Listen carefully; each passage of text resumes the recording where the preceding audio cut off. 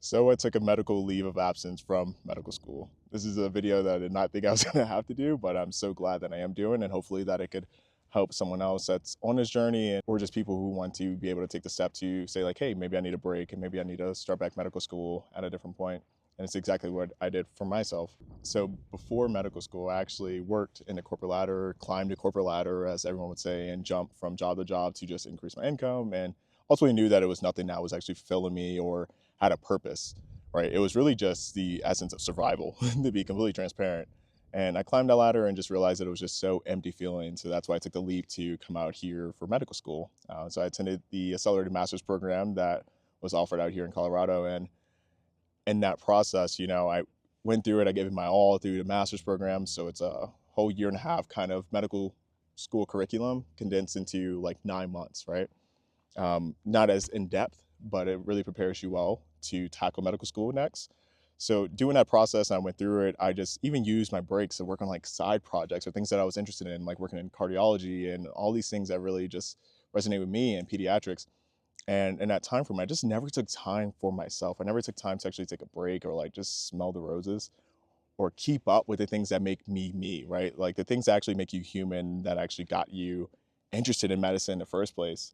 I started to realize that as I got accepted to medical school, I just kept going, right? And then, medical school is this constant grind, it's a brutal grind. And it really got to a point where, I had these signs to say, like, hey, you need to take a break. And I just ignored them, right? I kind of got into the toxic culture of the hustle community, right? Like, you just got to keep going, keep going. One day you'll get a break. And then it just never did. And I realized that, eventually God will sit you down, right? And I feel like that's exactly what happened with me. The first thing I started to notice was just like my mental ability was just collapsing, right? Like I was forgetting little things. I was forgetting spending time with friends. I was forgetting taking care of myself, whether that was physical exercise or going to go hike or just meditating. I just started to neglect these things just in the pursuit of medicine, right? And the sad truth of it all is that the moment that you start to let yourself go is the moment that everything else falls apart, right? It doesn't matter if you are a doctor or a lawyer, et cetera, if you can't even take care of the patient yourself because you haven't taken care of you, right? So that's what started to happen to me was like first like the mental decline. And I was like, okay, that's fine. Like we'll get through it. Eventually there's a break at the end, right? We'll get to summertime. And it just was a constant grind. After this, I've had two previous surgeries in the past. So I started to just say like, okay, also I'm starting to feel like my health is starting to get a little weird too, right? I had similar symptoms to back in the day when I actually had a small bowel obstruction at the age of 18. Essentially what they do there is they untie and cut out some of your GI system where I had my large intestine, my small intestine actually tie together. And this was all just due to a previous heart surgery that I had as a baby, right? So I had an entire hole in my heart, call it septal defect. Um, and just in that time period, I just realized like, okay, I'm starting to feel those similar symptoms. Like I started to have constipation. It was just weird things going on in my body. And I just was like, okay, just ignore it, just keep going, just keep going. And eventually it just hit, right? I think you started to see the decline in multiple ways. I started to realize how like I was doing so well in these hard courses, and then the easy courses, I was like messing up, just making mistakes on just simple things. And I was like, this is just not like me. And I went and got a scan as well. So I went to actually go to a CT scan and see like, okay, is this a small bowel obstruction again? And to my surprise, they were like, okay, yeah, you're very prone to it, but like right now you're fine, right? There's like tissue accumulating, but you're fine. And I was like, okay, that's a relief.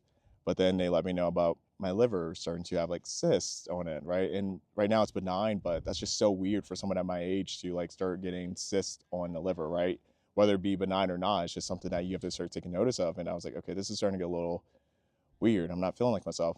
Also found out that kidney function, so GFR, basically, which is your filtration rate for how you're actually filtering, what you consume, was starting to lower as well. So as I was starting to lower, I was like, this is very interesting, right? Um, and as you start to actually notice that subtle decline as far as like your health and everything, then you start to realize, okay, like I need to actually do something about it. And the first thing was just to get um, offered over to a nephrologist to take further look at my kidneys. I started to realize that my creatinine levels were actually elevating and my kidneys are just not working well. And what's very scary is that my grandmother actually has renal failure as well. And I was like, okay, this is just not good, right? And I think it all kind of stems down to like stop taking care of yourself, just you're constantly pushing. And God just kind of was like, I'm gonna need you to sit down. And that's exactly what happened. And then I volunteered to actually just take a leave of absence from medical school, and you have your guaranteed spot to just come back. So I start again in 2 months, but I think it's very important for me to take the 2 months to actually just like get myself together and actually be able to apply these skills and lessons that I've learned, into my patients. And at the end of the day, that's what matters. And I started to realize that like, I was losing that passion that I had for medicine, right? Like when you're in it, you start to realize why so many physicians and medical students and so forth, like, talk about why they start to lose their love for medicine, why so many physicians, as you're seeing in social media, are leaving medicine. It makes complete sense. Because when you're in it, we're taught to treat patients, but have this toxic culture against each other. We have this toxic culture of like, you always need to be perfect. You always need to have the best grades. You always need to be X, Y, Z, right? And this goes on for like years and years and years. But you never just take the time to say like, okay, why did I do this? Or to remember the people that you're going to take care of in the future. Like, and that's what we all came to do.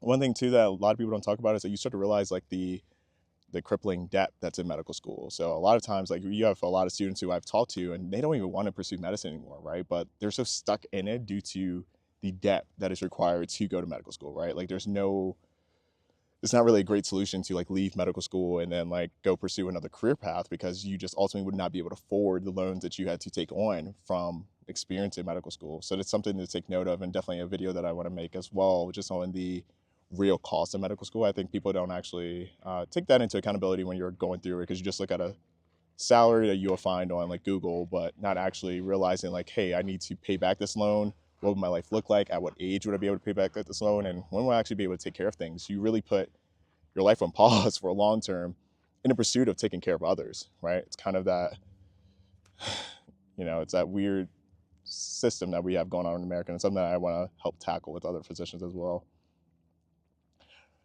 But ultimately, even in your situation, if you begin medical school, if you start to realize that your grades are going down, you just need to take time away. We're all human. So if you have family issues, if you have relationship issues, something that is going to impede your chances of success during medical school, take the leave of absence. It does not matter. If other medical students are judging you for your decision, like at the end of the day, they're not going to pay your bills. They're not going to be the ones to write you your letter of recommendation for your next steps. They have no actual impact on your future. And what's so interesting is I remember when I put in my medical leave of absence, the first thing that I noticed was that, I have half of my friends and everything that just kind of like, we're like, we completely understand, like, take care of yourself, you're human, as well as actual physicians and people who are working in the field and the dean and so forth, who were at like, you need to take care of yourself. Like, that's priority. This will still be here. You have your acceptance. You're fine. Like, the hard part of actually getting into medical school is over. Right now, you need to be able to take care of yourself so that you can get through medical school, right? And we all have our different journeys. And if anyone makes any comments about you, like at the end of the day, it just shows their actual character, right? Because if someone's judging you, then, especially if they're in a medical field, like, they should not be in this field to begin with, right? You have to have empathy for others, compassion for others, and understand that we're on our own timelines. And who cares at the end of the day, right? And I would never, judge another individual based off of their situation, based off of their medical issues. Like, it just does not matter. At the end of the day, I think what I want to start establishing, especially within this community, is actually being able to support each other's community.